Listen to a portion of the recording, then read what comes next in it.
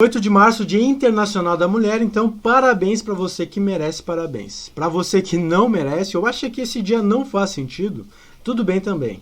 O que não tá tudo bem são diversas coisas que têm acontecido pelo mundo e que nos fazem pensar sobre essa questão aí de gênero para além do plano simbólico, com uma visão mais objetiva das coisas, dos problemas reais aí que as mulheres enfrentam ao redor do globo. Antes de a gente bater um papo, que tal deixar o teu like? Sério, se você apertar o botão de curtir agora mesmo aí embaixo, né, você fará uma grande diferença aqui, uma diferença enorme para esse canal. E se ao final do vídeo você não gostar, pode trocar e clicar para descurtir, que não tem problema algum, valeu?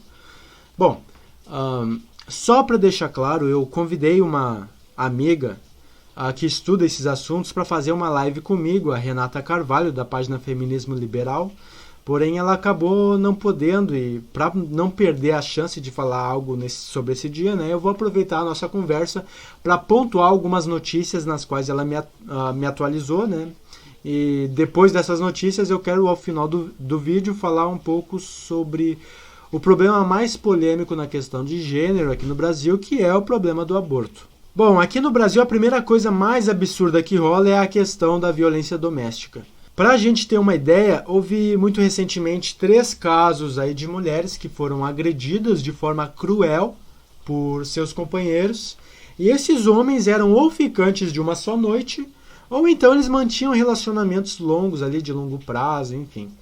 Fora também um caso exemplar ali que ocorreu de uma advogada que discutiu com um namorado ou marido, sei lá, e daí caiu da sacada e morreu. Claro, exemplar no sentido de que dá o exemplo do problema, né? Isso com toda certeza é algo que temos que combater, e é precisamente por ser necessário combater esse tipo de absurdo que rola na nossa sociedade, né, que surgiu aí o polêmico crime de feminicídio. Só que, ao mesmo tempo, embora a gente possa legitimar o feminicídio como uma tipificação penal necessária, ainda assim temos críticas que precisam ser, sem dúvida, né, ser ouvidas, como, por exemplo, que o feminicídio expressa nada mais que um ativismo jurídico preocupado não em combater o problema, mas em pintar socialmente a narrativa de que os assassinatos de mulheres por seus parceiros íntimos sejam epidêmicos e motivados por ódio específico contra mulheres. Nesse sentido, o termo feminicídio amplamente utilizado na mídia teria uma função de se expandir para a ideia de que qualquer assassinato ou ato de violência contra mulheres é crime de ódio contra as mulheres no geral, né, contra o gênero mulher. E isso se torna problemático na medida em que os dados disponíveis sobre esse assunto, sobre esse problema, são interpretados de uma forma questionável. Para vocês terem uma ideia, o discurso sobre as estatísticas quanto ao feminicídio no Brasil se baseiam em dados da OMS, e esses dados informam que no Brasil cerca de 1.700 mulheres e 3.800 homens morrem todos os anos assassinados por seus maridos e esposas, mas o discurso é que mulheres morrem proporcionalmente mais. O que é verdade, afinal, em números totais, morrem bem menos mulheres no Brasil. O porém é que, em números totais, mesmo na violência doméstica, morrem mais que o dobro de homens. Claro que nada disso aqui afasta o problema sobre o feminicídio, né? Trata-se apenas de pensar metodologia de análise de dados, é uma questão estatística. O que eu quero deixar claro aqui é que sim, a gente precisa atacar com toda a força esse comportamento cruel que recai aí sobre as mulheres e violência doméstica.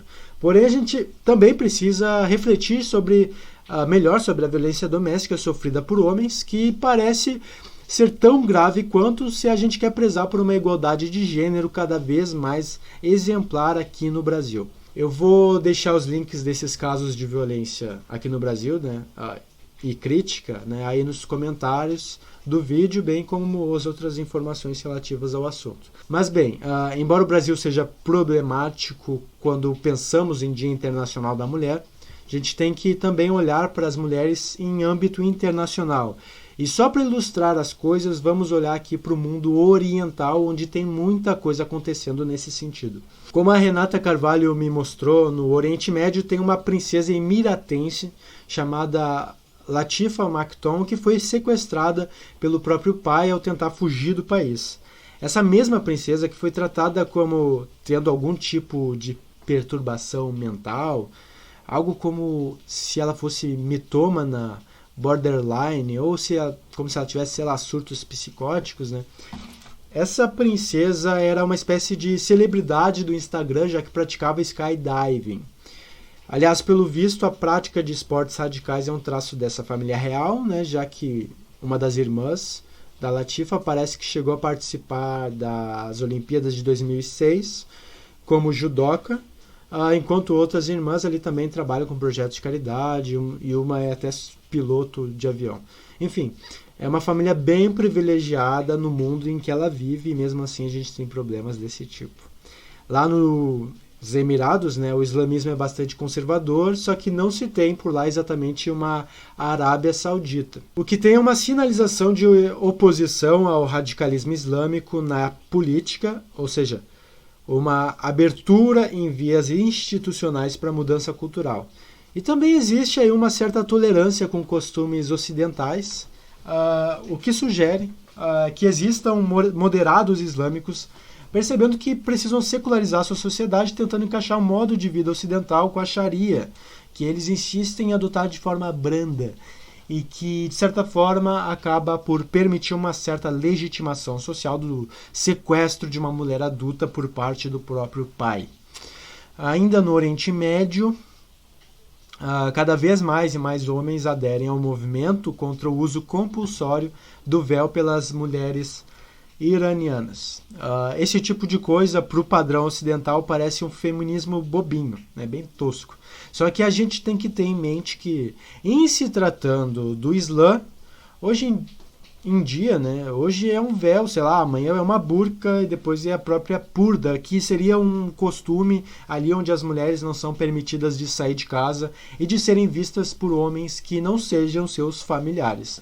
É uma coisa bem complicada. Isso tudo é bem bacana e a gente não pode esperar que numa sociedade tomada pela Sharia as mulheres saiam por aí colocando os peitos à mostra, dizendo meu corpo, minhas regras, né? Se a gente for analisar a própria história de como o Ocidente libertou as mulheres, a gente vai ver lá na origem homens, como o próprio John Stuart Mill, escrevendo e se posicionando em defesa das mulheres. Então, ser protagonista de sua própria causa é algo muito arriscado nesse tipo de sociedade opressiva.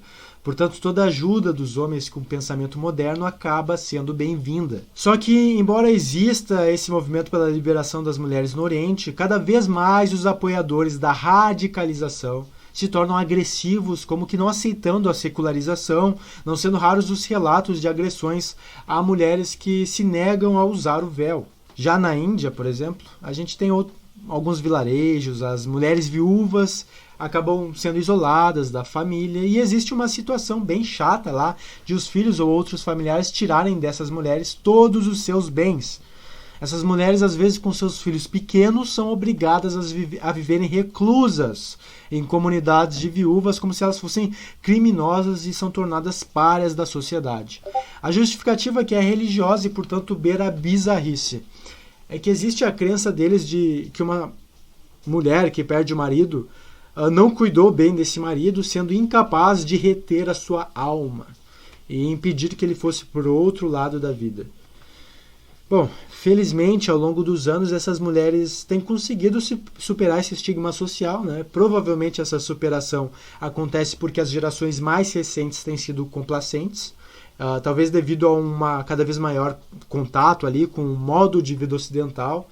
E hoje em dia é possível ver, inclusive, algumas dessas mulheres participando de festivais de rua, onde antes elas teriam sido expulsas. Esses são alguns casos do mundo oriental que ultrapassam em muitos sentidos a preocupação que a gente, os brasileiros, geralmente temos com a questão da violência contra as mulheres. Mais uma vez, isso não diminui a gravidade do problema que existe no Brasil, mas isso nos indica que precisamos de um olhar mais atento para expressões objetivas de sexismo, buscando então meios de amparar, seja simbolicamente, seja com medidas de apoio internacional, essas mulheres aí que vivem em realidades bizarras e para além de qualquer contestação. A Renata Carvalho, que é a feminista liberal, como eu disse, que convidei para bater um papo comigo, e ela não pôde, infelizmente, ela não apenas me indicou todos esses casos que eu estou trazendo aqui para vocês, como ela também falou uma coisa bem interessante sobre isso tudo, que é que em todos esses casos ela notou que em geral são mulheres delicadas, que refletem um ideal conservador de feminilidade, né?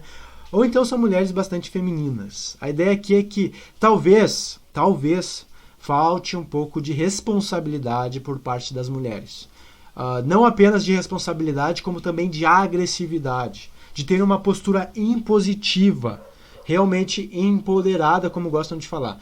Só que aqui no Brasil tem mulheres acreditando, talvez exatamente pelo discurso estatístico de que eu falei há pouco, que a gente vive no Oriente Médio com opressão para tudo quanto é lado, apenas por você ter nascido mulher, algo que não é culpa sua. É uma crença contestável, né? Vamos admitir.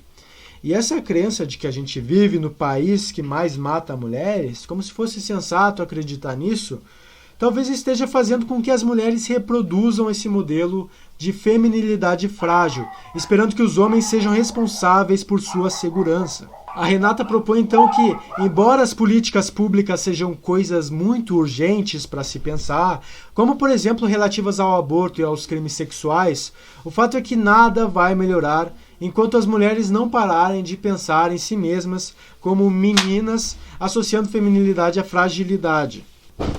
Aliás, além desse lado cultural e comportamental da questão de gênero, vamos falar de aborto especificamente no caso brasileiro, que sim, é um caso repleto de polêmica, mas que exemplifica um pouco ali, em muito talvez, um viés sexista da nossa realidade.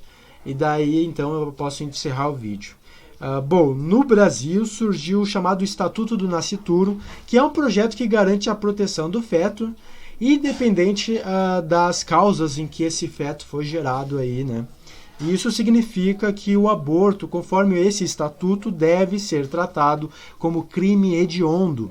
E como vocês sabem, crimes hediondos são os crimes que têm a maior reprovação por parte do Estado, considerados então como sendo o que de mais grave pode ser cometido contra a sociedade. Dentro desse projeto, os caras inventaram um tal de bolsa estupro. E se o nome é horrível, é porque a situação é bizarra mesmo. Basicamente, a bolsa estupro é o pagamento de um determinado valor aí para a vítima do estupro, referente a uma pensão alimentícia, que seria paga pelo estuprador até que o filho complete, né, ali os seus 18 anos de idade. Caso o estuprador não seja identificado, né, a responsabilidade do pagamento fica para o governo. Em outras palavras, né, impostos, fica na nossa conta, pessoas que pagam impostos. Essa pensão alimentícia eles nomeiam como auxílio à vítima. Tudo, claro, em defesa do nascituro. Mas a questão legal é bem complexa, na verdade. Isso porque o Estatuto do Nascituro e sua bolsa estupro ameaçam a Lei 12.845 de 2013, que dispõe sobre o atendimento emergencial, integral e multidisciplinar à mulher vítima da violência sexual, dando a ela o direito ao aborto. Aliás, um direito que foi conquistado com muita, mas muita dificuldade. É só pensar comigo. O fato é que, durante a violência sexual, a vítima sente dor. Durante todo o período de gestação resultante de um estupro, a vítima está ali sentindo dor. Após o parto da gestação indesejada, a vítima continua sentindo dor. Ao decorrer, né, de todo o restante de sua vida, a vítima desse estupro vai continuar sentindo dor, sejam elas físicas, sejam dores psicológicas, em especial as psicológicas, aliás. A gente não pode esperar que uma mulher que foi estuprada tenha qualquer tipo de fantasia do amor materno. Se a gente quer ser racional, a gente tem que esperar que essa mulher sentirá repulsa a cada dia por ter que conviver e educar o resultado de um estupro, o seu filho. Vamos fazer aqui um experimento mental. O Estatuto do Nascituro está valendo e sua mãe foi estuprada, por exemplo.